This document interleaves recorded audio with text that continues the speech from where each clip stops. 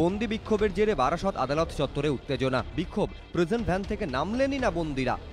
সকাল 10:30 নাগাদ দমদম জেল থেকে 3টি প্রিজন ভ্যানে বারাসত আদালতে আনা হয় 50 জন বিচারাধীন বন্দীকে। এর মধ্যে 4 জন মহিলা বন্দীও ছিলেন।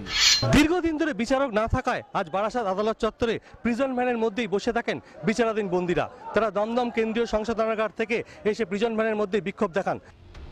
কিন্তু বারাসত আদালতে এসে প্রিজন ভ্যান থেকে নামতে অস্বীকার করেন বন্দীরা। তাদের অভিযোগ, মাসের পর মাস ধরে মামলা ঝুলে রয়েছে। নির্দিষ্ট দিনে আদালতে এসেও ফিরে যেতে হচ্ছে। বারবার ঘটছে একই ঘটনা। আমরা আসছি 4 মাস করে 5 মাস করে, মানে আবার আমাদের ডেটের পর ডেট নিয়ে চলে যেতে হচ্ছে। হ্যাঁ, আমাদের সংসার ধর্ম সমস্ত নষ্ট হয়ে যাচ্ছে।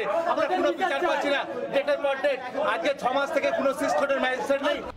একই অভিযোগ দক্ষিণ আফ্রিকা ও শ্রীলঙ্কার বাসিন্দা 2 বন্দীর। মাদক পাচারের অভিযোগে তাদের বিরুদ্ধে বারাসত আদালতে দীর্ঘদিন ধরে মামলা চলছে।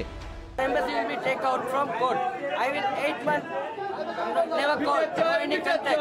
Damdum jail authority no good. 3 days no eat. Why? Because we want to bail. অভিযোগ, জেলে বৈষম্যের শিকারও হচ্ছেন বিচারাধীন বন্দীরা।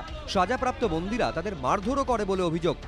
আজকে সকালে কর্মীর দ্বারা আমাদেরকে হত্যমার মেরেছে। 2 দিন আমরা খাইনি। 2 দিন 10 থেকে 20 জন বর্তমানে ভর্তি আছে। কয়জনের আশঙ্কা বিরাট খারাপ, তারা বাঁচবে না বলে মনে হয়। মাথা ফাড়ি দিয়ে 4 জনে ভর্তি আছে। বিক্ষোভকারী বন্দীদের অভিযোগ, বিচার প্রক্রিয়া বিলম্বিত হওয়ার কারণে দীর্ঘদিন ধরে জেলে আটকে থাকতে হচ্ছে। এ নিয়ে মুখ খুলেছেন আইনজীবীরাও। তাদের অভিযোগ, বিচারকের সংখ্যা পর্যাপ্ত না হওয়ায় কয়েক মাস অন্তর মামলার তারিখ পড়ছে। দীর্ঘদিন ধরে এরা আসছে যাচ্ছে, কোনো বিচার এরা পাচ্ছে না।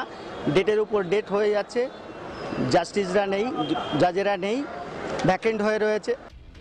বন্দি বিক্ষোভ সামাল দিতে বারাসত আদালত চত্বরে যায় বিশাল পুলিশ বাহিনী। ছুটে যান জেলা পুলিশের কর্তারাও। একই কারণে ব্যারাকপুর আদালতেও বিক্ষোভ দেখান বিচারাধীন বন্দীরা। সমীরণ পাল, এবিপি আনন্দ, উত্তর 24 পরগনা।